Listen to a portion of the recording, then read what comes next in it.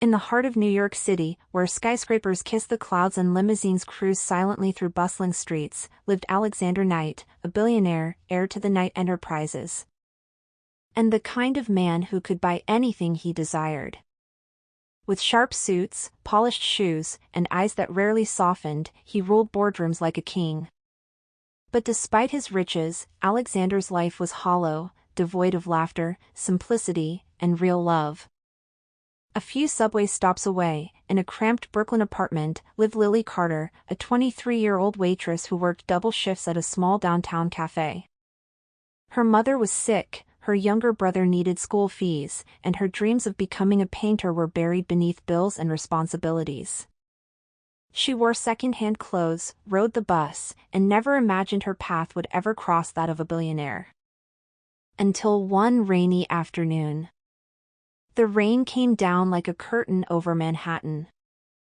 Lily, soaked to the skin, ran inside the cafe, shivering and late for her shift. Her manager barked, but she ignored it, grabbing her apron and tying it hastily. The bell above the cafe door jingled, and in walked a man in a tailored coat, raindrops glistening on his shoulders like diamonds. It was Alexander Knight. He wasn't a regular. He didn't even like small cafes. But his driver had taken a wrong turn, and he decided to wait out the storm with a cup of coffee. He sat in the corner, scrolling through his phone, until Lily approached with a notepad. "What can I get you?" she asked, her voice tired but polite. He looked up, and for a moment, the world paused. There was something raw and real in Lily's eyes. Something he hadn't seen in years. "Black coffee," he said. When she returned, she placed the cup on the table. "No sugar?"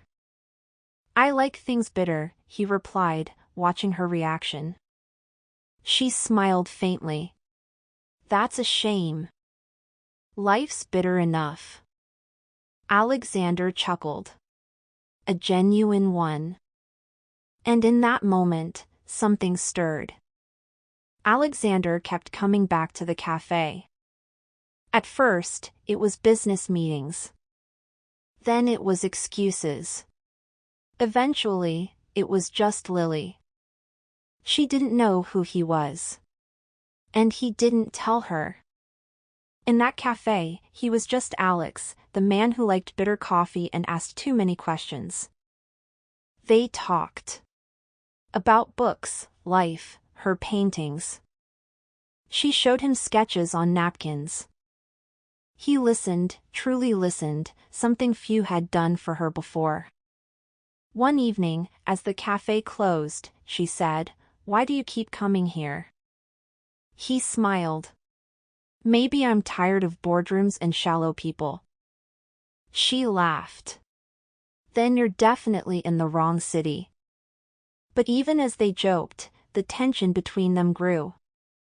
A silent current neither could ignore. 2 months passed. One day, Lily's brother, Ben, came running in. "Lily! Do you know who that guy really is?"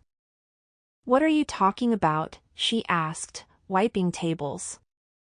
He held up his phone, showing a photo of Alexander Knight stepping out of a Bentley.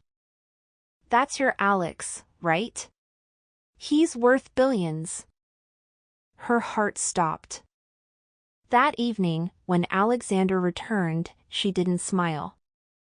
She stood behind the counter, arms crossed.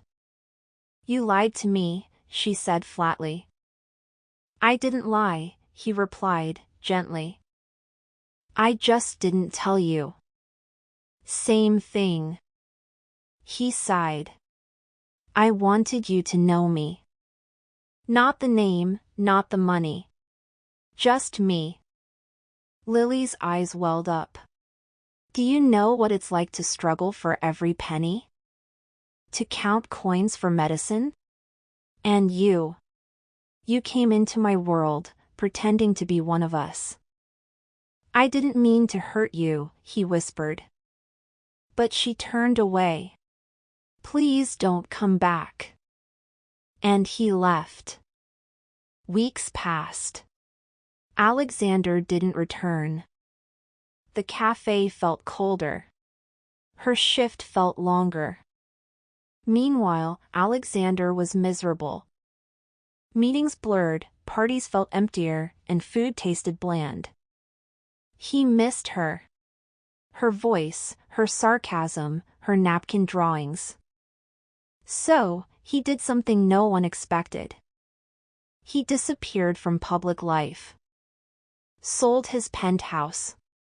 Donated millions anonymously to public hospitals, including the one Lily's mother was treated at. And one day, he sent a painting kit to the cafe with a simple note. For the artist who made a billionaire believe in beauty again. Alex. Lily stared at the box, her hands trembling. Her manager handed her a small envelope too. Inside was a check with her mother's medical bills paid in full. She ran out of the cafe. She found him in Central Park, sitting alone on a bench, sketching. He looked up, startled. Lily. You paid for my mom's treatment. He nodded slowly. I didn't do it to win you back. I did it because it was right. She sat beside him. Why did you leave everything?